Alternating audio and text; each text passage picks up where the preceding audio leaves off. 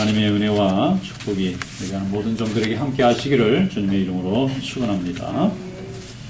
어스틴이 자랑하는 세계적인 음악 축제가 있습니다. South by Southwest라고. 지난 주간에 우리 어스틴에서 수만 명이 모여서 정말 다운타운을 꽉 메워가지고 많은 축제가 벌어졌는데, 거기에 며칠 전이니까 우리 한국의 윤대현 밴드가 연주하던 날이었던 것 같습니다. 그날 저녁에 다운타운 고속도로를 통과하는 길에 음주운전을 한 사람인지 마약운전을 한 사람인지 모르겠으나 자동차를 좀 험하게 모으니까 경찰이 이제 정지 신호를 내서 검문을 하게 됐어요. 그런데 이 차가 그 경찰의 정지 신호에 불응을 하고 도주를 했습니다. 그러니까 경찰들이 막 쫓아가잖아요. 근데 이게 어디로 갔냐면 다운타운 저 청사 쪽으로 막 내려갔는데, 거기에 마침 저녁에 굉장히 많은 사람들이 길거리에 나와서 지금 세계적인 음악 축제를 지금 보려고 있었는데, 거기를 막 지나가면서 두 사람을 치는, 그 자리에서 두 사람이 사망했어요. 그리고 지나가면서 또 여러 사람을 치어서 지금 다 치료를 받고 있고, 그 사람은 운전하다가 이제 차에 부딪혀가지고 정지하니까 경찰이 잡아갔어요. 지금 경찰에서는 그 사람 신분도 공개 안 합니다. 너무 큰 사건이 벌어졌잖아요. 그래서 음주운전하다 잡혔으면 음주운전에 해당한 벌만 받았으면 될 텐데, 이 사람이 그걸 피해서 도주하려고 차를 험하게 몰고 폭주를 하니까 그만 아무 죄가 없는 사람들이 편안하게 음악 축제를 벌리다가 목숨을 잃고, 어떤 분은 네덜란드에서 온 관광객인데 그 자리에서 즉사를 했어요. 여러분, 법을 잘 지키는 거 매우 중요합니다. 법이라고 하는 것은 내 자유를 위해서, 다른 사람을 위해서 내 자유를 조금 인내하고 양보하는 것입니다. 그래야 내가 자유롭듯이 다른 사람도 자유롭고, 내가 편안하듯이 다른 사람도 편안한 거죠. 법이라는 것은 내 마음대로 하는 것이 아니라, 내 마음대로 다 하지만 남의 자유에 피해가 되면 내 자유를 좀 양보하고 포기하고 인내하는 것입니다. 이것이 전제돼야 온 세상에 있는 사람들이 편안하게 서로 자유를 누리면서 더 큰 하나님의 축복을 누리지 않겠습니까? 이 세상의 법도 이렇게 중요합니다. 그래서 법도 순종하고 또 잘 준수하고 그래야 되겠죠. 우리 믿음 생활도 역시 마찬가지입니다. 하나님이 주신 영적인 질서와 법이 있습니다. 이것을 잘 순종하는 자는 하나님이 주시는 축복을 받아 누릴 줄로 믿습니다. 그러나 이것을 순종하지 아니하면 믿음도 망가지고 인생도 망가지고 심령이 황폐해집니다. 오늘 본문 말씀에 보면 우리 예수님께서도 하늘에 계신 아버지에게 자기의 뜻을 순종하고 복종해서 하나님의 대의를 이룬 줄로 믿습니다. 그래서 주님께서 우리에게 주시는 아름다운 믿음의 본을 따라서 우리가 주님을 섬기다 보면 주님 따르는 삶이 우리 믿음을 축복으로 인도할 줄로 믿습니다.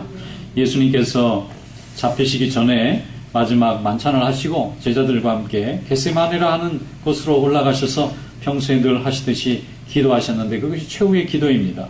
그 기도할 때에 너무 고통스럽고 두려우니까 기도했어요. 그런데 그 기도의 핵심이 나의 원대로 마옵시고 아버지 원대로 해달라고 하는 기도로 결론을 내렸습니다. 이런 예수님의 복종과 순종, 오늘 이런 믿음이 여러분들의 믿음이 되시기를 주님의 이름으로 축원합니다. 본문 말씀을 한번 열어보겠습니다. 마가복음 14장 32절에서 36절 말씀까지 한 절씩 함께 한 목소리로 봉독하겠습니다.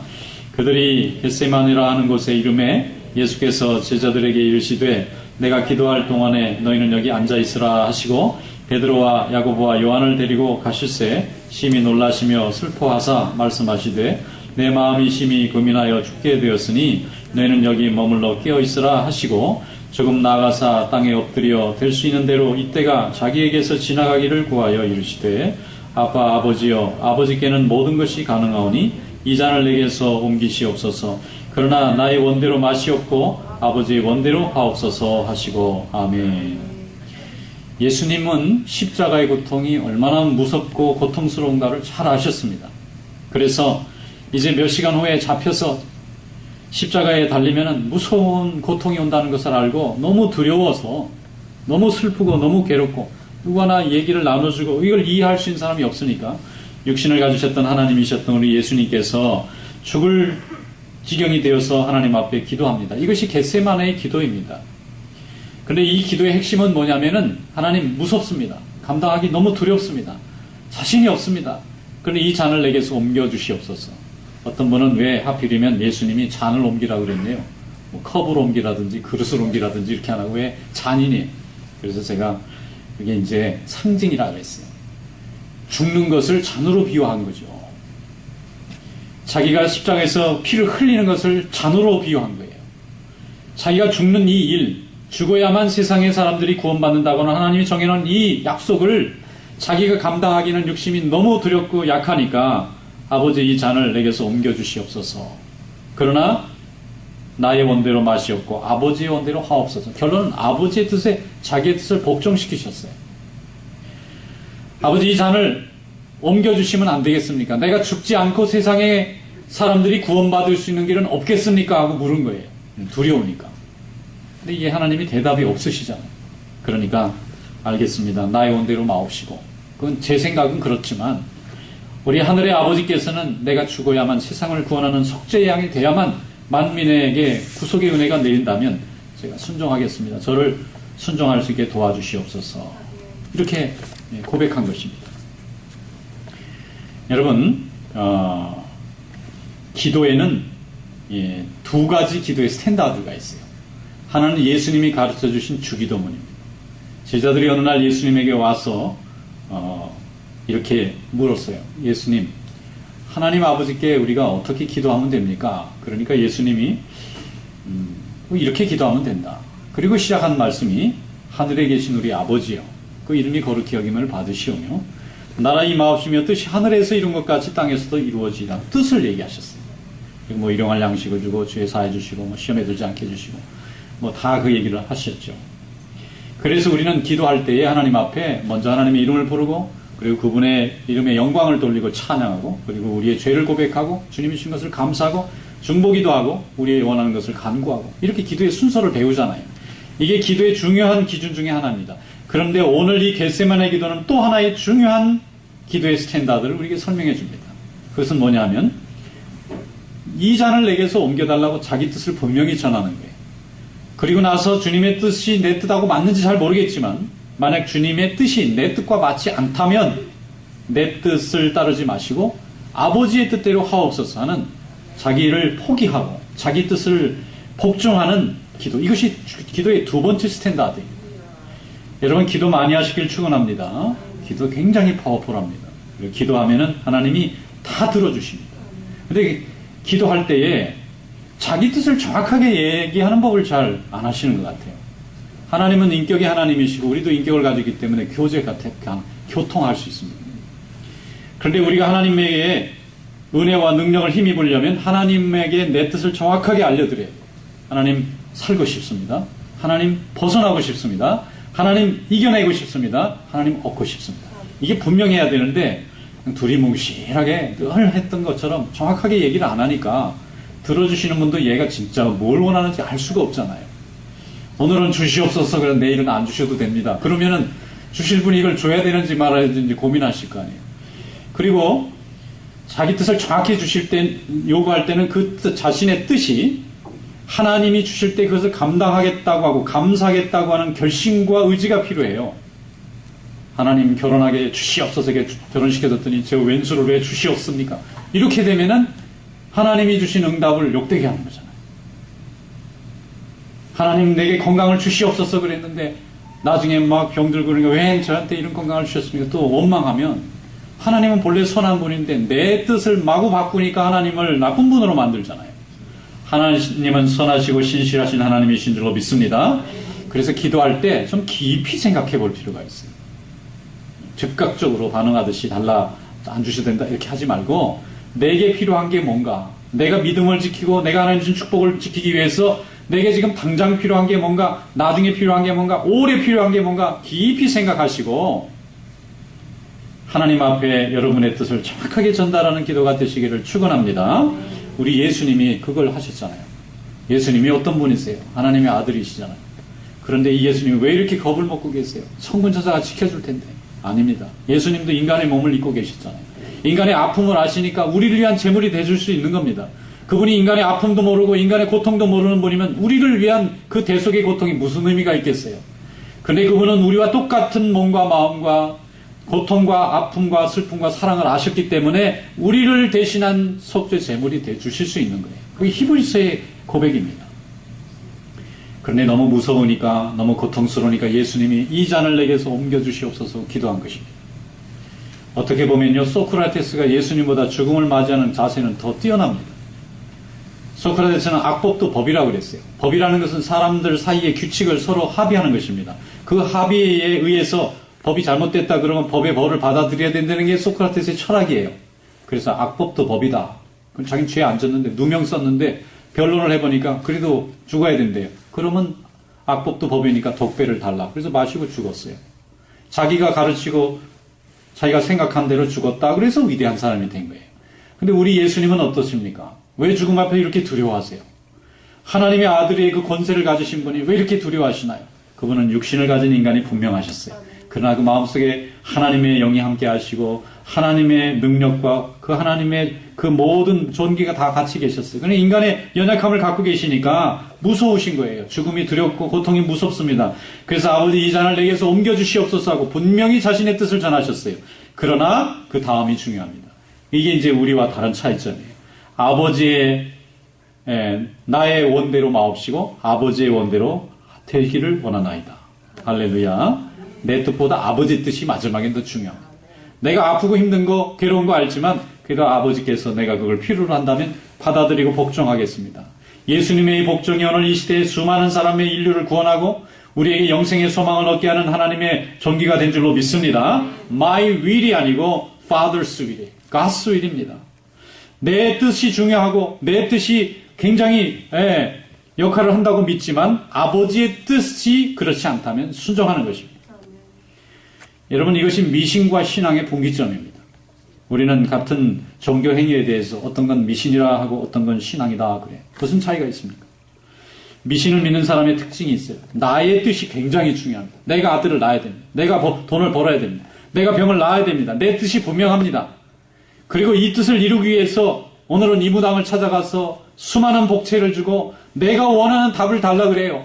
그런데 그 사람이 안 주면 옮깁니다. 이쪽이 별로 효과가 없으면 이쪽으로 옮깁니다. 또 여기도 내가 원하는 대답을 듣지 않으면 그 다음으로 옮깁니다. 이것을 미신이라고 그럽니다. 미신은 자기의 뜻을 바꾸지 않고 모든 신령한 행위를 자기의 뜻이 옳다고 지지해주고 인정해주고 복주라고 하는 게 이게 미신입니다. 거짓이지요. 신령한 세계를 흉내내는 것입니다. 이것을 믿고 위안을 받는 건 어리석은 사람입니다. 하나님의 뜻은 우리와 뜻과 다릅니다. 그러나 신앙은 하나님의 뜻에 나를 복종하는 것입니다. 나는 살고 싶습니다. 그럼 주님이 살지 말라면 어쩔 수 없어요. 나는 낳고 싶습니다. 그러나 주님이 원하지 않으면 어쩔 수 없어요. 내가 이것을 갖고 싶지만 하나님의 뜻이 아니면 가질 수 없어요. 그것을 받아들이고 감사하고 기뻐하면 그것이 신앙이고 그게 분하고 원망스럽고 하나님을 멀리하면 그것은 미신이 되는 것입니다. 여러분, 하나님이 주신 믿음 안에서 하나님의 뜻을 바르게 깨닫고 순종하여 아름다운 신앙으로 승화되는 성도 되시기를 축원합니다. 마태복음 21장에 보면은 어느 아버지에게 두 아들이 있습니다. 그런데 첫 아들에게 아버지가 오늘 포도원에 가서 일해라 그랬더니 하고 가다가 안 갔어요. 이번엔 둘째 아들에게 포도원에 가서 일해라 그랬더니 싫어요. 그러고 갔다가 생각해 보니까 뉘우쳤어요. 내가 이렇게 자꾸 아버지 말씀을 안 듣나. 그리고 가서는 하루 종일 일했습니다. 그때 예수님이 묻습니다. 누가 이 둘 중에 성경을 잘 보세요. 아버지의 뜻대로 한 사람이 누구냐. 뜻을 물었어요. 사람들이 둘째 아들이니다 그랬어요. 성경 보면 이렇게 되어 있습니다. 마태복음 21장 28절로 30절. 어떤 사람에게 두 아들이 있는데 맏아들에게 가서 이르되 오늘 포도원에 가서 일하라 하니 대답하여 이르되 아버지 가겠나이다 하더니 가지 아니하고 둘째 아들에게 가서 또 그와 같이 말하니 대답하여 이르되 실소이다 하였다가 그 후에 뉘우치고 갔으니 이 둘 중에 누가 아버지의 뜻대로 하였느냐 이르되 둘째 아들이니이다. 아멘. 여러분, 인간은 말이 중요한 게 아니라 뜻이 중요합니다. 아무리 많은 말이라도 뜻없는 말은 의미가 없어요. 뜻이라는 것은 우리의 생각입니다. 우리의 소원입니다. 우리의 의지입니다. 행동입니다. 화려한 말잔치가 있습니다. 많은 사람이 호언장담합니다. 내가 이렇게 해보겠다, 저렇게 해보겠다. 나를 믿으면 내가 이걸 보장해주겠다. 나를 따르면 이걸 해주겠다고 장담하는 사람 많습니다. 또 어떤 사람은 칭찬합니다. 얼마나 많은 칭찬을 해주면 기분이 좋아요. 이 사람은 틀림없이 내 편이구나 믿을 정도로 칭찬해줍니다. 어떤 사람도 비난합니다. 어떻게 밉게 말하는지 이 사람은 정말 나를 싫어하는 것 같아요. 그런데 이 모든 것들은 다 의미가 없어요. 중요한 것은 뜻이 어디 있느냐는 거예요. 내 생각과 의지가 이 사람을 좋아하는지 싫어하는지 기뻐하는지 슬퍼하는지 그 뜻이 결국은 중요한 거예요. 우리가 사람하고 대화할 때 그 사람의 말을 많이 듣는 이유가 뭐죠? 뜻을 캐치하려고. 이 사람의 말과 이 사람의 감정 속에 이 사람이 진짜 원하는 마음의 방향이 어딘지 그걸 알자고 대화하는 거잖아요. 열심히 하루 종일 얘기했는데 그걸 끝내는 이 사람이 무슨 생각을 갖고 있는지 모르고 봤으면 괜히 입만 아프게 시간 다 버린 거예요. 우리 하나님도 뜻이 계신 줄로 믿습니다. 우리가 믿음 생활 열심히 하는 것 중요합니다. 봉사하는 것도 열심히 하는 것 중요합니다. 체험도 중요하고 간증도 중요하고 봉사도 중요하고 전도도 중요하고 하나님께 수고하고 애쓰고 모든 것이 중요하지만은 결국 아버지 하나님의 뜻을 정확하게 깨닫는 것이 우리 신앙생활의 핵심입니다. 여러분 주님의 뜻을 날마다 깨닫고 기뻐하는 성도 되시기를 축원합니다. 아버지의 뜻을 깨달으면요 그게 복종하는 마음이 생기면 모든 우리의 영적 세계가 질서가 잡히고 그렇게 평안할 수가 없어요. 그런데 그게 질서가 안 잡히면요 우리 사이에 그림자가 있는 것입니다. 내 생각과 내 말이 다른 곳에 숨어 있는 거예요. 그것이 나를 괴롭힐 수 있습니다. 그것이 하나님 앞에서 우리의 삶과 행동이 모순되게 만듭니다. 마귀는 그 그림자를 너무 잘 압니다. 하나님께 영광을 돌리고자 하는 우리 마음을 우리가 교만한 마음으로 흘러가게 만듭니다. 그래서 여러분 하나님의 뜻을 바르게 깨닫는 성도 되시기를 축원합니다. 이 둘째 아들은 아버지의 뜻을 정확하게 알았어요. 아버지가 그날 종도 많습니다. 포도원을 가진 주인이니까 얼마나 부자겠어요. 그런데 그날 다 노는 날이라 직원들이 아무도 출근을 안 한 거예요. 종들이 아무도 안 왔어요. 포악한 주인 같으면 강제로 끌어오겠지만 이분이 좋은 아버지 같아요. 좋은 주인입니다. 야, 이거 직원들도 쉬는 날 불러오면 안 되지. 그러고는 가만히 보니까 일을 해야 되는데 당장 갑자기 일이 생겼잖아요.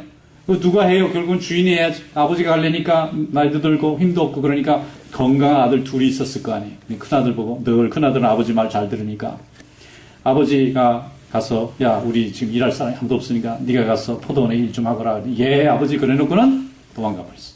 왜냐? 아버지 뭐 돈도 많고 나 하나 안 한다고 뭐 이게 안 돌아가나? 아버지 알아서 잘 하시겠지. 이러고 가버렸어. 근데 둘째 아들은 늘 싫어요. 청개구리 같아. 왜냐면 아버지 칭찬은 형님이 다 받고 자기는 날마다 그냥 미움만 받는 것 같아서 그날 대답도 싫어요부터 나온 거 보니까 굉장히 오래된 습관이에요. 싫어요. 청개구리. 그런데 싫어요 하고 왔는데 그날 가만히 보니까 사태가 들어오잖아요. 아버지가 일꾼이 남았구나. 아버지가 나 같은 거한테 해보라 말아를 안 하시는 분인데 나 같은 사람한테까지 일하라는 겁니다. 진짜 일꾼이었구나. 아이고 아버지 힘드시지. 근데 가야지. 그리고 말한 것을 뉘우치고 가서 하루 종일 땡볕에서 포도원에 그 많은 굳은 일을 다 했어요. 아버지의 사랑이 어디로 가겠습니까? 그 아버지의 뜻을 순종한 둘째 아들에게 가지 않겠느냐는 거예요. 하나님이 우리에게 주시는 그 말씀이 바로 이것인 줄로 믿습니다. 우리 주님도 겟세마네 동산에서 아버지의 뜻을 구했습니다. 내 뜻은 도망가는 거예요. 십자가 안 지고 어떻게 다른 방법이 없겠냐는 거예요. 그런데 아버지의 뜻이 그렇지 않다면 십자가 지겠습니다. 이것이 예수님의 복종이고 순종이고 이것이 예수님의 기도가 된 줄로 믿습니다. 그래서 여러분 기도는요 내 것을 달라고 하는 것도 중요하지만 그 후반전이 더 중요해요. 전반전에 열심히 골 넣고 후반전에 가만히 있으면 지는 거잖아요. 전반전에 내 그 뜻을 주시옵소서 하고 마지막엔 그럼 주님의 뜻은 무엇이옵니까? 아버지가 내게 원하는 뜻은 무엇입니까? 가르쳐 주세요. 이 후반전이 더 중요해요. 마무리가 잘 돼야 되잖아요. 근데 아버지가 낫게 해주시겠다. 아멘. 안 낳고 조금 고생해야 된다. 예. 그럼 고생할 수밖에 없어요. 그게 아버지의 뜻을 이루시는 일이라니까. 나의 아픔도 아버지의 뜻을 이루라는 일이니까. 나의 실패도, 나의 고통도, 나의 질병도 아버지가 무엇을 원하시는데 쓰신다면 아멘 하고 받아들일 때에 이것이 세상의 미신과 비교할 수 없는 놀라운 승화된 아름다운 믿음이 될 줄로 믿습니다. 이런 믿음이 연결이 되면 하나님께서 우리에게 폭포수 같은 축복을 내려주시고 이 땅에서 누구도 우리를 어떻게 할 수 없는 강건한 인생이 될 줄로 믿습니다. 둘째 아들은 아버지에게 실소이다 하고 간 다음에 뉘우쳤습니다. 이 뉘우치는 것이 회개입니다. 여러분 회개라는 것은 마음으로 아유 잘못했다고 그 다음에 아무 변화가 없는 이게 회개가 아닙니다. 생각의 회개, 생각 잘못된 거 바로 잡는 겁니다. 감정의 회개, 감정 바로 잡는. 행동에 대한 회개, 우리 행동이 잘못됐다는 습관의 회개. 그래서 이전에 하지 않았던 것을, 했던 것을 하지 않게 되돌아갈 때 이게 회개죠. 입으로 예, 아닙니다 해놓고 행동은 아무 변화가 없으면 생각이 안 변한 거예요. 여러분, 생각이 변하는 것이 참 회개인 줄로 믿습니다. 아버지 뜻이 중요합니다. 우리 신앙생활은 하늘의 아버지 뜻이 중요해요. 내 뜻이 아무리 중요해도 하나님 아버지의 뜻보다 중요하지 않습니다. 삼손이라는 사람이 있잖아요. 위대한 사사기의 사사 중에 하나입니다. 이 사람은 키가 거구에다가 얼마나 힘이 괴력과 같이 큰지 그 당시에 아무도 이스라엘 백성들이 블레셋에 대항하지 못할 때에 이분이 죽은 나귀 뼈 하나를 가지고 3,000명을 때리면 3,000명이 다 죽었다는 거예요. 그런데 이 삼손이라는 사람은 나실인입니다. 이스라엘에게서 태어나면서 나실인이라는 사람이 있어요. 이스라엘에는 묘한 제도가 있었어요. 나실인. 이게 무슨 말이냐면은 이 창세기에 보면은 소돔과 고모라가 멸망하는 대목이 나와요. 그때 아브라함이 하나님 앞에 그 많은 백성 중에 의인이 많은 줄 알고 다 의인을 악인하고 죽이시면 하나님의 의에 합당하지 않다는 거예요. 살려달라는 거죠. 그랬더니 하나님이 의인 10명도 없다는 거예요. 그래서 아브라함이 포기했어요. 그렇구나. 그 수많은 많은 시민들 가운데 하나님 앞에 인정받은 의인이 10도 없다면 죽어 마땅하다. 그래가지고 불벼락을 맞고 다 심판당했잖아요. 그래서 이스라엘 백성들이 그 사건으로 하나 깨우친 게 있어요. 아, 수백만 명이 죄를 지어도 의인 10명만 있으면 멸망을 막을 수도 있겠구나. 자기가 의롭게 살 생각은 안 하고 남이 좀 의롭게 살아주기를 바라는 이런 제도를 만들었어요. 그래가지고 나실인으로 서원을 하면 머리에 삭도를 대지 않고 독주와 포도주를 마시지 않고 죽은 시체도 만지지 않고 그 다음에 이렇게 정욕의 삶도 살지 않고 오직 정결하고 깨끗하게 하나님만을 섬기고 말씀 중심으로 살면서 하나님께 영광을 돌리는데 가장 성공한 나실인이 사무엘이고요. 제일 실패한 나실인이 삼손이에요. 삼손이 어땠습니까? 아버지가 소원 기도해가지고 난 사람이잖아요. 그래 나신으로 바쳤으니까 자기가 거룩하게 살아 이스라엘 백성의 멸망이 다가올 때 자기를 보고 하나님의 심판이 멈춰질 것을 믿고 열심히 경건생활하고 열심히 믿음 생활해서 깨끗한 삶을 유지했어야 돼요. 근데 이 사람이 그걸 유지하지 못했습니다. 그래서 이방 사람들이 노는 그 물란한 문화만 즐겼어요. 그러니까 아마 부인도 몇 명씩 바뀌고 자기 부인이 죽는 상황이 생기고 너무 혈기왕성하니까 자기가 결혼한 부인이 말이죠. 블레셋 사람들에게 끌려가서 죽임을 당하는 그런 막 비극을 맞이합니다. 이 사람 가는 데마다 비극천지예요. 순정이 없으니까. 그래서 이 사람이 나중에 죽지 않습니까? 죽을 때 두 눈이 뽑히고 머리가 꺾여가지고 죄수로 말이죠. 기둥 붙잡고 쓰러졌는데 삼손이 잘한 거는 죽을 때 살아있을 때 죽인 사람보다 더 많이 죽였더라. 그거밖에 없어요. 그 사람 많이 죽인 게 자랑이야. 이 사람. 이 사람의 뭐 믿음 생활이 훌륭했다. 이 사람이 뭐 사랑이 넘쳐 이런 얘기가 없어요. 하나님의 음성을 들었다. 그런 얘기가 없어요. 얼마나 비극적인 인생입니까? 하나님의 말씀에 순종했으면 이 삼손은요 다윗보다도 더 위대한 왕같이 존경받았을 거예요. 자기 정욕을 절제하지 못하고 이방 여자들만 찾아다니고 음란한 세계 속에서 살면서 자기 혈기대로 사람을 막 죽이고 그러니까 죽을 때 많은 하나님이 주신 능력으로 죽긴 했지만 참 아름답지 못한 마감을 했습니다. 사울왕은 어떻습니까? 하나님께서 세웠는데 인간의 인정을 받으려다가 그만 나중에는 교만한 자가 되어서 버림받지 않습니까? 유다는 어떻습니까? 예수님에게 3년간 동행하면서 사랑받았던 가장 신임받는 제자였으나 그가 예수님을 은 30냥에 팔고 비극적인 인생을 마쳤습니다. 성경에 보면 데마라는 사람이 있어요. 데마라는 사람은 사도 바울의 제자입니다. 사도 바울이 굉장히 아꼈던 사람 같아요. 성경에 이름이 나옵니다. 근데 어떤 이름이 나오느냐면 딱 한 번 나와요. 데마는 이 세상을 사랑하여 주님을 버리고 세상으로 갔고 그게 유일한 기록이에요. 아니 그 아름다운 이름이 나와서 겨우 예수님 버리고 세상으로 갔다는 이름이 쓰이려고 그렇게 왔느냐 말이에요. 세상을 너무 사랑하니까 하나님의 일을 하기가 어려운 거예요. 아버지의 뜻을 따라야 되는데 자기 뜻을 양보를 못하는 거예요. 봉사도 하고 사도도 섬기고 아마 사도 바울이 볼 땐 데마 이름을 자기 책에 거명한 거 보니까 데마를 상당히 기대를 많이 했던 제자로 생각합니다. 이 사람이 내 후계자쯤 되겠구나 하고 좋아하고 말씀으로도 가르치고 여러 훈련도 시켰는데 마지막에는 이 사람의 뜻이 세상에 있어요. 세상으로 갈 수밖에. 그래서 주님을 버리고 세상으로 갔고 이렇게 끝났어요. 여러분 하나님의 뜻을 바르게 깨닫고 주님의 뜻을 온전히 이루는 그런 주님 닮은 삶이 되시기를 축원합니다. 그게 제일 믿는 자의 행복입니다. 모순이 없는, 늘 마음속에 평강이 있는, 무엇을 해도 그림자가 없는 이런 믿음이 될 때 하나님에게 쓰임받는 것입니다. 한 번은 어떤 어머니가 자녀들을 많이 키운 다음에 이제 연세가 많이 드셨어요. 제 그중에 아들이 거의 40이 다 됐는데 어머니 생일날이 됐어요. 근데 재래시장에 가니까 어머니가 평소에 너무 좋아하는 음식이 거기 있는 거예요. 야, 이거 사드리면 어머니 좋아하시겠다. 그래서 아주머니 이거 좀 싸주세요. 뭘 싸드릴까요? 생선 머리토막하고 꼬랑지만 싸달래요. 왜 몸통은? 이건 우리 어머니가 안 좋아하시고 한 번도 먹는 걸 본 적이 없대요. 그래가지고 그걸 멋있게 싸가지고 어머니 생일날 어머니 너무 좋아하는 선물 사왔습니다. 어머니가 우시는 거예요. 너 이렇게 철이 없니? 가난하고 먹을 건 없고 아이들은 키워야 되겠으니까 좋은 살은 애들 다 발라 먹이고 남는 게 뭐 있나 봤더니 꼬랑지하고 먹을 수 없는 생선 머리만 있잖아요. 그래서 그걸 먹었는데 그게 진짜 맛있다고 먹은 줄 알고 이 아들이 많이 돼서 그걸 몰랐던 거예요. 그래서 어머니 잘못했습니다. 회개하고 맛있는 거 사드렸다고 그럽니다. 여러분, 부모님의 뜻이라는 것은 자녀들을 건강하게 기르는 거잖아요. 그러니까 자기도 희생하는 거죠. 그 사랑의 깊이를 몰랐다니 자식이 회개할 일이잖아요. 여러분, 부부가 서로 결혼해서 살면은 날마다 사랑하나요? 사랑하시나 봐요. 날마다. 아니더라고요. 날마다 싸우고 해야 싸우고 화해하는 게 일이에요. 왜냐면 뭐 자식 문제, 가족 문제를 놓고 막 심각하잖아요. 잘못 결정하면 이게 큰 문제가 나니까 막 서로 의견이 대립하는데 꼭 나중에는 막 죽일 것 같이 싸워요. 막 문둥이가 왔다 갔다 뛰어다니고 막 개도 뛰어다니고 막 소도 뛰어다니고 그래요. 그런데 나중에는 어떻게 되죠? 또 화목하게 또 화해하고 또 같이 또 잘 지내고 언제 그랬냐는지. 그러니까 부부싸움에 편드는 사람이 제일 미련한 사람이에요.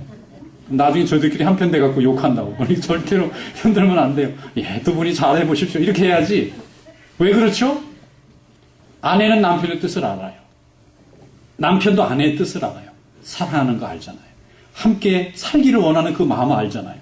사랑받고 싶고 그 사랑을 독점하고 싶은 그 마음을 알잖아요. 그러니까 화내고 싸우더라도 돌아서면 화해할 수 있고 다시 화목하고 다시 하나 돼서 열심히 짐을 나눠지는 거, 이게 왜 그러느냐? 남편의 뜻을 아니까, 아내의 뜻을 아니까 그 사랑과 그 행복을 지킬 수 있는 거예요. 근데 그 사람 말만 듣고 이 사람이 나 사랑 안 하는구나, 가자, 그럼 끝나는 거예요 이게.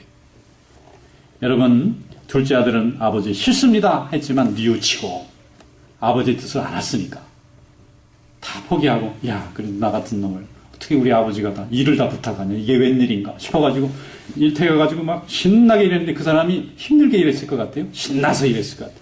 맨날 우리 아버지는 큰아들 그러더니 어떻게 모처럼 이게 뭐 막내 아들, 둘째 아들 다 부르셨을까. 열심히 일하고 나니까 아버지 마음이 얼마나 흐뭇하고 기쁘겠어요. 여러분, 아버지의 뜻을 이루었기 때문에 아버지에 대한 사랑을 증명한 거예요. 우리의 말로 증명하는 것이 아니라 뜻으로 증명하는 거예요. 우리 하나님 아버지의 뜻을 이루시는 성도 되시기를 축원합니다. 하나님 아버지의 뜻이 뭐죠? 예배 드리는 거. 하나님 예배. 그 다음에 영혼 구원하는 거. 하나님 말씀대로 거룩하게 사는 거. 주님 말씀대로 사랑을 실천해 보는 거. 자꾸 실패하지만 실천하려고 노력하는 거. 이 하나님이 사랑하시고 좋아하시는 거예요. 예수님이 왜 바리새인들은 책망하고 창녀와 세리들은 칭찬했습니까?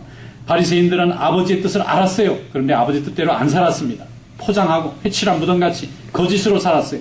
그러나 창녀와 세리들은 정말 자기들을 회개해야 할 줄 알았습니다.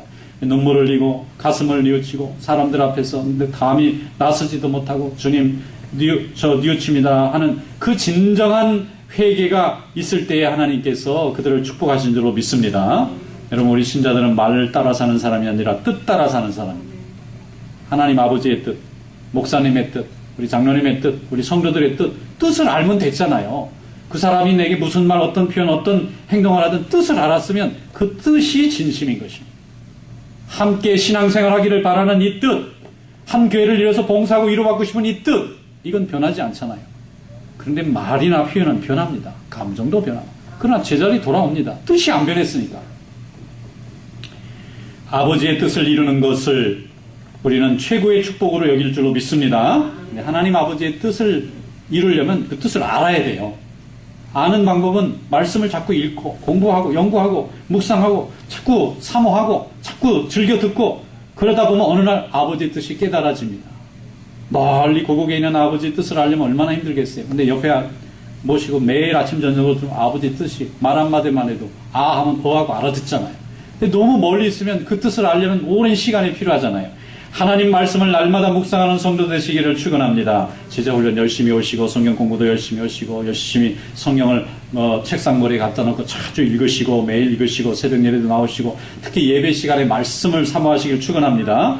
예배 나와서 설교 안 듣고 가는 분을 저는 이해를 할 수가 없어요. 그 많은 가스비 들어가면서 열심히 시간 내가지고 왔는데 왜 설교 시간에 어디를 가시는지 모르겠어요.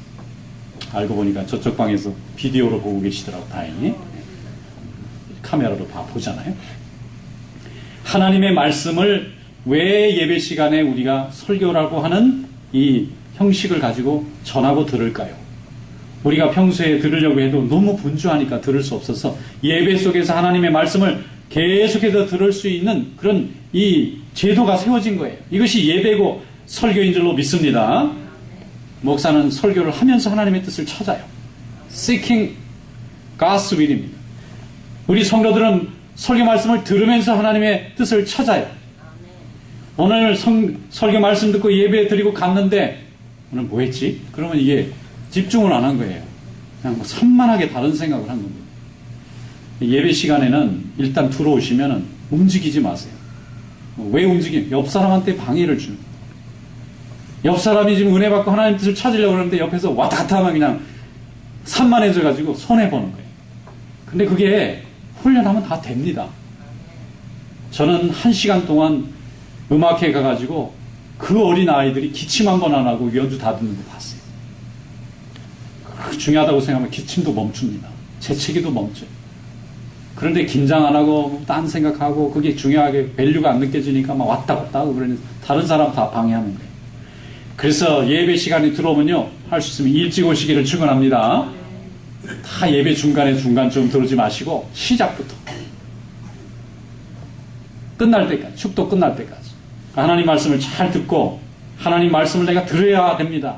왜냐하면 예배를 드릴 때 하나님의 뜻을 찾는 게 설교의 핵심이거든요. 하나님의 뜻을 찾고 가야 되겠다는 목적과 의지를 가지고 하나님 오늘 주신 말씀에서 오늘 내가 이번 주 해결할 이 문제에 답을 주시옵소서. 그 답이 내려가면 답을 듣고 마음이 벌써 평안해집니다. 그러면 그 말씀대로 순종하면요 뭐 불편할 게 없어요. 고민할 게 없습니다. 하나님이 담대함을 주실 줄로 믿습니다. 철 없는 성도 되지 말고 철 든 성도 되시기를 축원합니다. 철이 뭐죠? 철.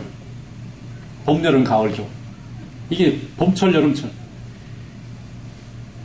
굉장히 추운 겨울이 됐는데 야 신난다 하고 눈이 펑펑 내리고 막 영하 15도 20도 되는데 반팔 티 입고 반바지 입고 조깅하러 하면 어떻게 되죠? 나중에 동사합니다. 죽어요. 얼어 죽어요. 여름에 뜨거워서 에어컨 안에 들어가면 1시간도 쉴 수 없는 숨도 쉴 수 없을 정도로 막 120도 30도 올라가는데 겨울 오바를 입고 목도리를 두르고 장화를 신고 부츠를 신고 나오면 어떻게 되죠? 나중에 가다 지쳐가지고 자빠집니다. 정신을 잃어버려요. 이게 뭐냐면 철 없는 사람, 철 모르는 사람. 봄인 줄 알고 개구리가 일찍 나왔더니 아직도 겨울이야. 그러면 그 개구리 어떻게 되죠? 얼어 죽어요. 이게 이제 철 모르는 사람이에요. 교회 안에도 그렇고 가정 안에도 그렇고 세상 안에도 철 모르는 사람 많아요. 이게 왜 중요한지 모르고 자기 생각만 만족스러우면 다 행동하는 사람이에요. 이게 철을 모르는 거예요. 철을 모른다는 것은 다른 사람을 배려할 줄 모르고 자기 생각만 하는 것입니다. 그리고 다른 사람의 힘을 모르고 내 힘만 생각하는 거예요. 다른 사람도 다 힘이 있어요. 다 참고 예의가 있어서 기다리는 거지 몰라서 있는 게 아니에요. 여러분 우리 성도들 다 믿음 있는 줄로 믿습니다. 거긴 믿음 없는 것 같은데요. 우리 성도 믿음이 아주 좋아요. 믿음에 아주 수양이 깊습니다. 믿음의 연조가 오래됐어요. 그 한두 개 행동하는 거 보고 그분이 믿음이 있다 없다 판단할 수가 없어요. 우리가 볼 땐 이거는 아니고 부족한 건데 다르면 우리의 상상을 초월하는 믿음의 그 내공이 있는 분들도 많아요. 그래서 교회 오면 성도들을 믿음과 교양과 예의로 대하실 수 있기를 축원합니다. 그리고 그분의 뜻이 있으면 그 뜻을 꺾지 말고 존중하시기 바라요. 그러면 교인들이 기쁨을 누리고 존중을 받으면 감사해서 나를 더 높여줍니다. 그래서 대접을 받고자 하는 자는 먼저 대접하라는 거예요. 여러분, 이것이 철이 있는 사람인 줄로 믿습니다. 어리석은 사람은 철이 없는 사람이에요. 우리 옛날 속담에 하루 강아지 범 무서운 줄 모른다, 그런 얘기가 있어요. 강아지가 태어나서 하루 됐는데 호랑이를 봤어야지. 호랑이가 떡 버티고 있으니 이게 털도 부들부들하고 덩치도 크고, 야 좋다. 그리고 거기 의지하고 있으면 어떻게 하죠? 한 입에 잡아먹히는 거예요. 철 모르는 사람은 망가지기가 쉬워요. 패배하기가 쉽습니다. 망하기가 쉽습니다. 어느 아버지가 아들이 하나 있는데 이 아이가 너무 골목대장 짓을 많이 해요. 골목에 있다가 힘없는 아이들 때리고 빼앗고 그러니까 동네에서 아주 그냥 컴플레인이 대단합니다. 한 번은 또 아이를 때려가지고 그냥 코피가 나고 돈을 뺏어서 그 아버지가 화가 나서 저놈을 경찰에 집어넣어야 되겠다고 막 쫓아오니까 그 아버지가 쫓아가서 삭삭 빌면서 제 자식이 철이 없어서 그렇습니다. 그때 말한 철이 없었어. 이게 얼마나 무서운 짓인지 현실을 리얼하지 못해서 지 주먹만 있으면 사람들이 다 벌벌 떠니까 한 번만 용서해 주시면 내가 내 자식 바로 고쳐서 다른 다시 두 번 없게 하겠습니다 하고 사정하고 삭삭 비니까 다 같은 자식을 키우는 아버지니까 이번 한 번만 봐드리겠습니다. 갔어. 그 다음부터 이 아이가 충격을 받아가지고 우리 아버지도 꼼짝 못하는 힘이 세상에 있구나. 그리고 철들었다고 말하는 거예요. 여러분, 잠언 14장 15절로 16절입니다. 어리석은 자는 온갖 말을 믿으나 슬기로운 자는 자기의 행동을 삼가느니라. 그럼 사람의 말이 뭐 이렇게 중요합니까? 뜻이 분명하면 됐죠. 뜻을 모르니까 자꾸 그 뜻을 알으려고 말을 하는 거잖아요. 근데 말을 해서 알아들었으면 그 뜻이 분명하구나. 아, 나를 사랑하는구나. 나와 함께 있기를 원하는구나. 나를 좋아하는구나. 나를 축복해 주는구나. 알면 그 사람이 말이 좀 불편하고 이상해도 이해할 수 있잖아요. 그게 뜻을 따르는 사람이에요. 그런데 어리석은 사람은 사람이 아부하는 말인지 칭찬하는 말인지 교훈하는 말인지 구분이 안 되고 그냥 다 믿는 거예요. 슬기로운 자는 자기의 행동을 삼갑니다. 지혜로운 자는 두려워하여 악을 떠나지만 어리석은 자는 방자하여 스스로 믿는다. 어리석은 사람은 자기가 한 말이 다 이루어지는 줄 알고 다 스스로 믿는다는 거예요.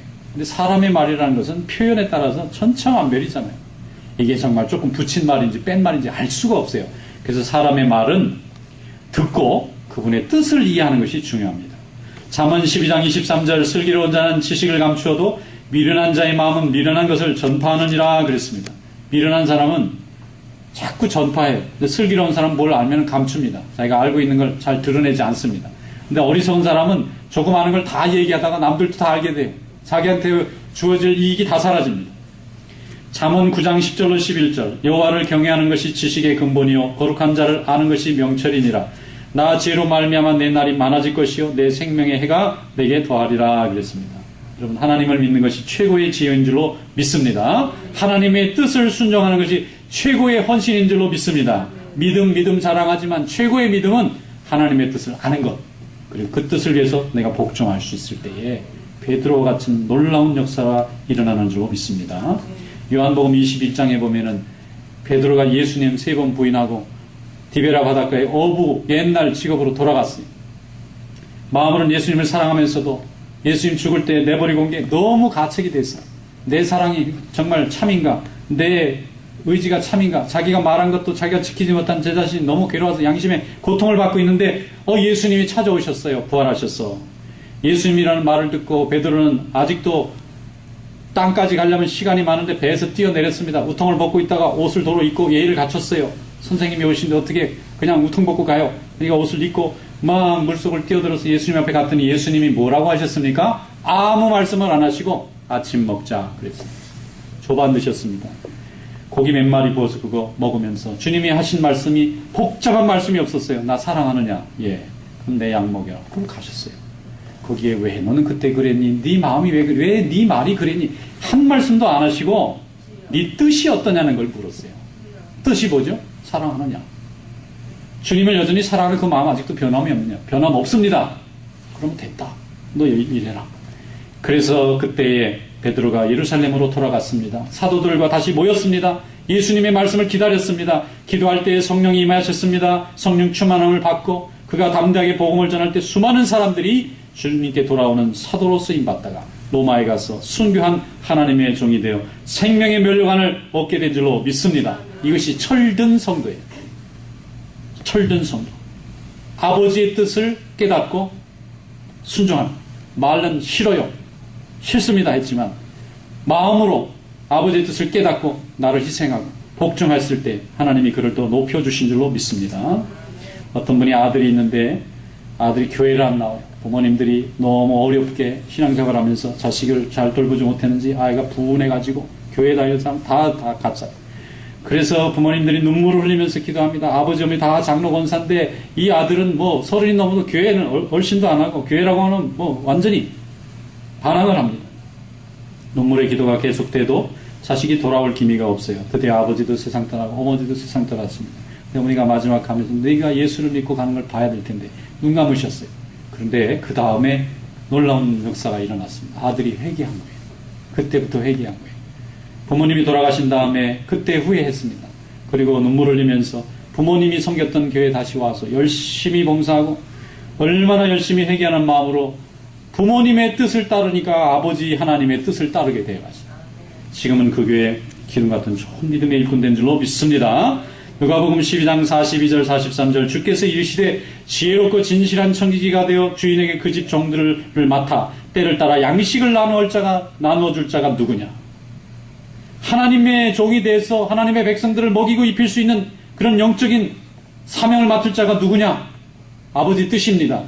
그때의 주인이 이를 때에 그 종이 그렇게 하는 것을 보면 그 종은 복이 있으리로다 그랬습니다. 아버지의 뜻을 행하는 자가 복이 있을 줄로 믿습니다. 이런 믿음의 축복이 여러분들에게 함께 하시기를 주님의 이름으로 축원합니다. 기도하겠습니다. 거룩하신 하나님 아버지, 오늘도 주님의 은혜 가운데 불러주셔서 감사드립니다. 아버지, 내 뜻이 아니라 아버지의 뜻, 내 원이 아니라 아버지의 원대로 하옵소서 하는 그 믿음의 고백이 우리의 고백이 될 수 있도록 주님 붙잡아 주시옵소서. 예수님의 이름으로 감사하며 기도드리옵나이다. 아멘.